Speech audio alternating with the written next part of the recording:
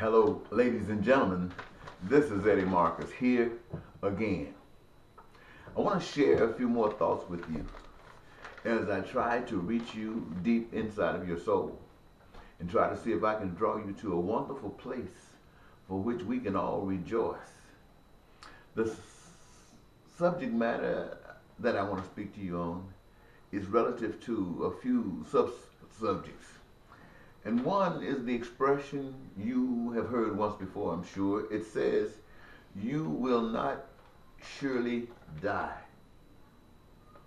Somewhere I heard that expression, "You will not surely die." And so the humans were placed in a garden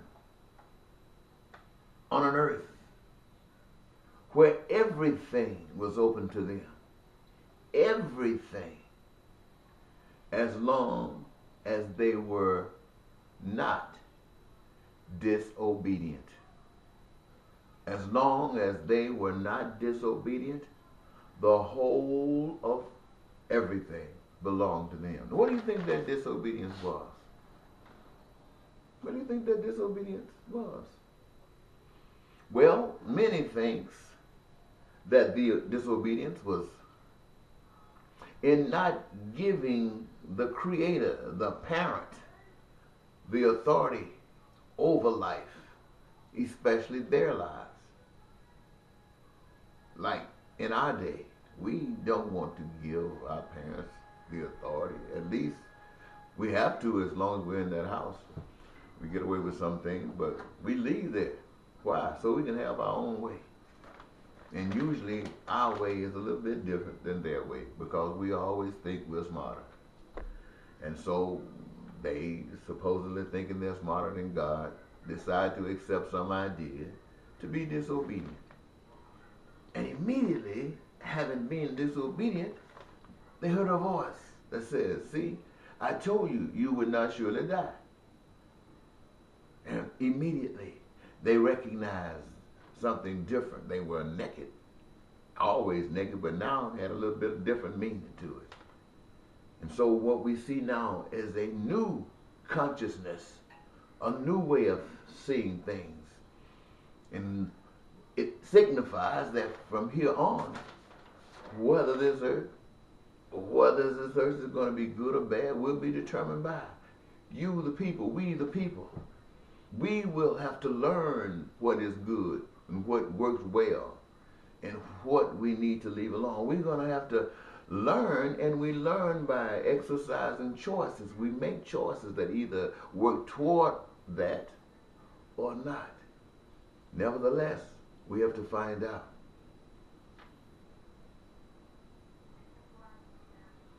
You see, in the dimension of, and I want to just reemphasize this, in the dimension of godly awareness, everything is open to you. Everything. And in this context, those of you who are listening to me today, what it would mean, or what it has come to, is this.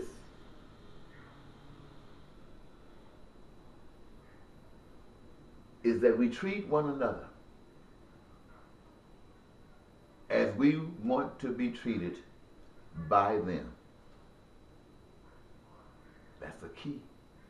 That's a secret. Remember that.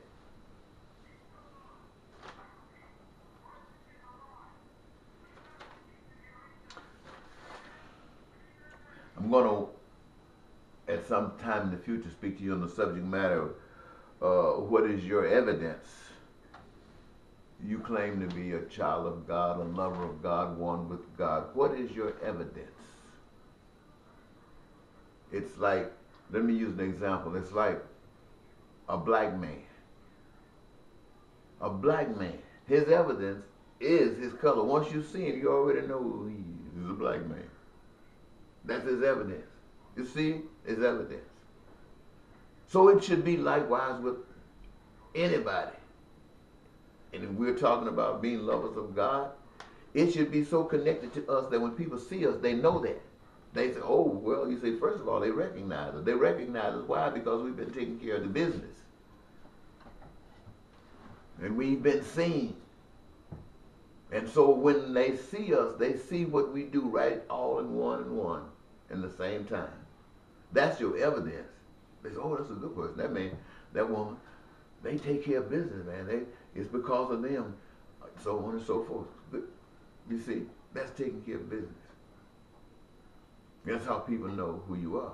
But now sitting in buildings and talking about God and singing songs and dancing and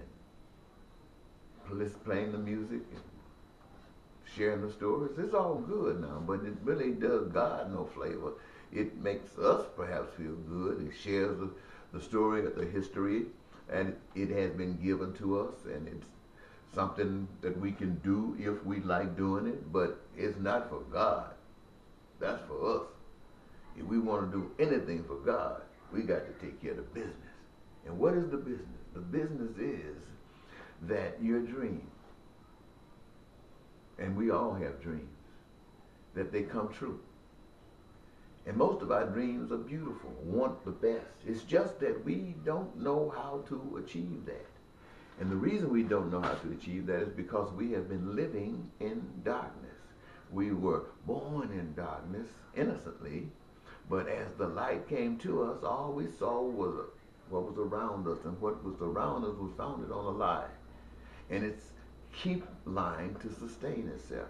Let me give you an example of the lie that is told. You hear some people say, if the story of the Bible was real, that it would indicate that the people of the Bible were of a different ethnic background. They would say that they were black, even Jesus and the whole everything. But now, if that is true, very few people are saying that. Very few churches are saying that. If Jesus was black, or from the place that he lived, the kind of people that were there, the kind of people that the culture was, if they were represented, it would have so much more of a significant meaning. But to just deliberately make it appear to be something that is not, everybody knows it has a meaning.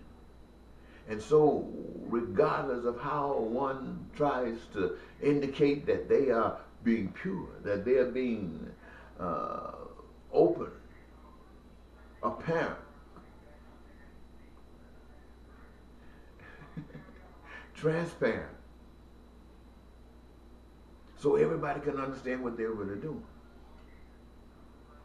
And yet they don't understand, but understand and don't care. That everybody's not necessarily seeing what they want them to see, but what in reality they are seeing. And so if you're going to be saying that you are one of God, then I'm going to leave this alone. Then be it. Now, ladies and gentlemen, I'm saying this because this is something I want you to consider.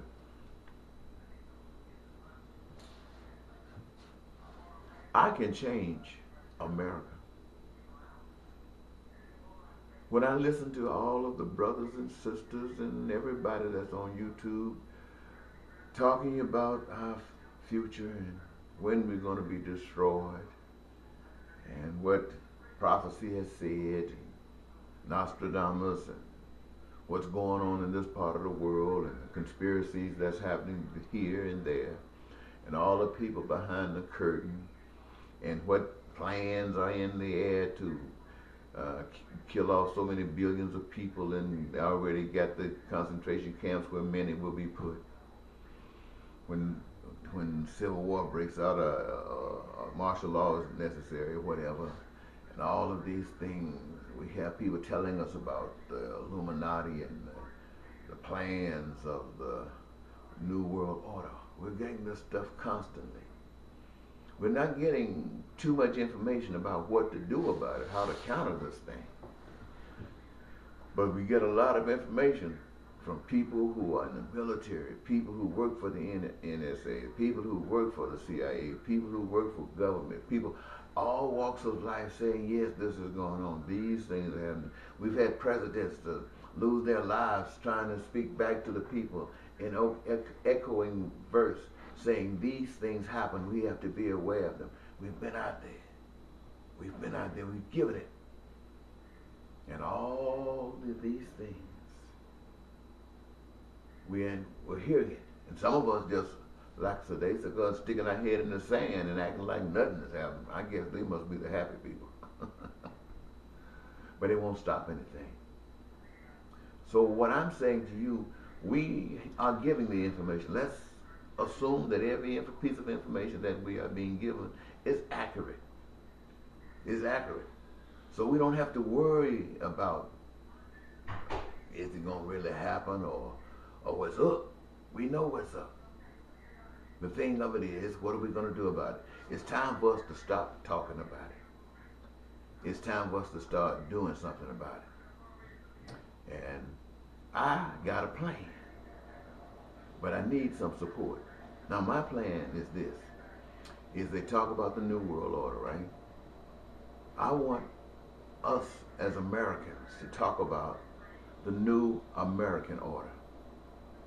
I want us as Americans to decide that we are going to make our dreams come true. And we are going to detach ourselves from everything set up presently that prevents us from achieving that. And we will attach ourselves to those things which carries these aspirations forward. And where nothing seems to be available, then we will create it. And we will create it in the way of that spirit in which we are representative of. And that is that we will do unto others as we would have others do unto us, all of us. Now, it would be good if we prepare ourselves for the future now. We are getting ready, probably in the next few months, to start hearing a whole bunch of garbage from Republicans and Democrats talking about the problems that currently exist and what they can do to make it better and why you should trust them. And for those of you who are not blind, who are not deaf, you should be able to understand that you heard this last election, you heard it the year before election. Everybody's always saying this, but nobody gets it done. So I think you should take your trust out of other people and put trust in yourselves. And since you got trust in yourself, then work together with others who are like-minded, just like you, got trust in themselves. And we will tackle those problems. And we will come up with a solution. And it won't cost us nothing because it's what we want done. And we're willing to give of ourselves to get it done. And here are some of the things that we would like to have done. Every American that is qualified to work will be able to work in a career of their choosing. If they are qualified to do the job, they will be placed in that job at a level as protocol is set. If they have the desire but not the qualifications, they will be trained to do the job and placed in the job. And if the place does not have a position open, then a position will be created that would allow for the injection of this new employee, this new career person. And this would happen in every area of careers, every employee. will be open to entertain, and our workforce will be increased by 3 or 4 or 5. And that means that we won't have to spend so much time working. You realize you spend your whole life working? And sometimes working on jobs you don't even like at all. Do you realize that you only get a little time off, and that's to sleep at night, and maybe on a weekend you're rushing, you get old quick from doing this stuff. And you have to do it for a lifetime. And now things are getting to the point by the time you retire, you can't even survive financially. But we can fix that. We can fix that. Working on these careers of your choosing with this increased numbers will allow us to work short weeks and lose no benefits. None whatsoever. And I'd like to see, and I want you to see, every individual or family in a home in America just like they want it. Looking good. And I want them to be able to travel all over the world if they desire, and nationally and locally. So I want transportation made available. And with all of these people now having access to go places, cars will cause a lot of problems. Traffic will jam. So we will have to increase and change in our transportation. We'll have to have more trains. We might have to do level things and use our imagination to create and develop and move to a new dimension of life. Because now we're not fighting each other. We're not disagreeing with each other. We're not, and we are growing and developing and conquering our ignorance. And how do we place people in jobs like this when we got corporations owning these businesses and investors owning these businesses? This is how we do it, ladies and gentlemen. I want you to understand and agree with me that there are a couple of things that we have to admit that should let us know that we are not in control. That everything that we do, it happens because we as a people have, one way or another, garnered that authority, either by having it granted to us or by force. And yet the truth be known is this: the earth doesn't belong to us. I heard somewhere say it belongs to the Lord and the fullness thereof. All of it, none of it belongs to us. It exists without us, before us, and probably after us. And there's another thing. We don't really play too much of a role in coming into this earth. On one way you look at it, we play a major role. But on the other way you look at it, we don't. We're just thrown into a situation until we pop out, and there we are. And here we are. And the other is that we have no control over when we leave here. We have no control over our death. So that should tell us something, that there's another power that bees, and everything that we are able to do here happens because it's being alone to us. We've been allowed to use it. We've been given creative ability to determine how to use it for us all, because we recognize none of it belongs to us, so we can't really claim it. If we can't claim it, how are we going to sit up and say it's ours and try to keep others from having it when we got so much? It can't happen. And so that means that corporations and stuff like this, that the Constitution and our agreement as a people that has allowed them to own this property under the circumstances set forth, now we're reclaiming all of that. These businesses, these corporations, and what they are about as far as business operations within the United States of America belong to the people. And it will serve the purpose of the people. And this, my friends, will not, and I want you to understand, this is not to be socialism, this is not to be communism, this is not to be capitalism. This is to be the ambitions of the people to satisfy one another's needs, to utilize what has been given to us for that which satisfies us all. That no other way for it to be put. And so, with your support, that means we want to make sure that there's health care for everybody. Health care, dental care, whatever kind of care they need, the people need, will be there.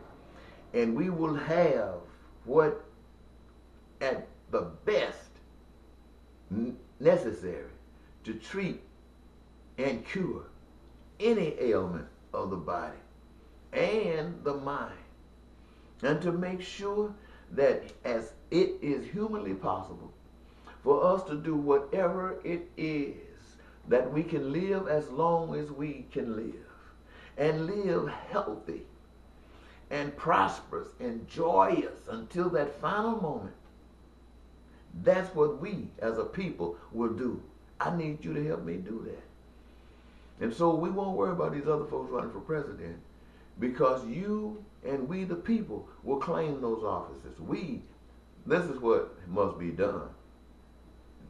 If you want to get rid of this, see, what the people are telling us that's coming, it's coming. Oh, it's coming. And based upon what we are presently doing, it's going to overcome. But when we stand up and say, no, you're not by really threatening to afflict pain or suffering on somebody. No. But we're going to change our conduct. We are going to become not only survivors, we are going to become victors. We are going to claim victory and walk as a victor. And if we are victors, hey, we can't lose. We already won. But we have to know that, and I'm telling you, ladies and gentlemen, we can do it. I know it. And if you help me, I'll show you how to do it. It's not because I'm smart. I'm not smart. I'm probably just an average black man. But for some strange reason, I guess it's because of my compassion, empathy, and all that kind of stuff for everybody. Because I've received so much in my lifetime. And I know how sweet it is to care about people, to be cared about. I know what good it is. And so that's what I feel. That's what I want for us. And I know somehow how that can be achieved. And I don't know if you really want it, but I know you shouldn't want what's coming. But if you don't do something, it's going to overcome us.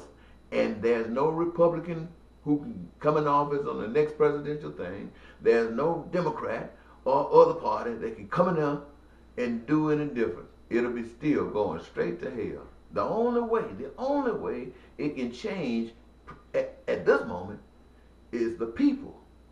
That's you and us. Us meaning me and the spirit of truth. Okay? We'll talk more about that later. Thank you so very much for these few minutes, 23 as a matter of fact. And it's been a pleasure. It's been a pleasure. Till next time, this is Eddie Marcus. Bye-bye.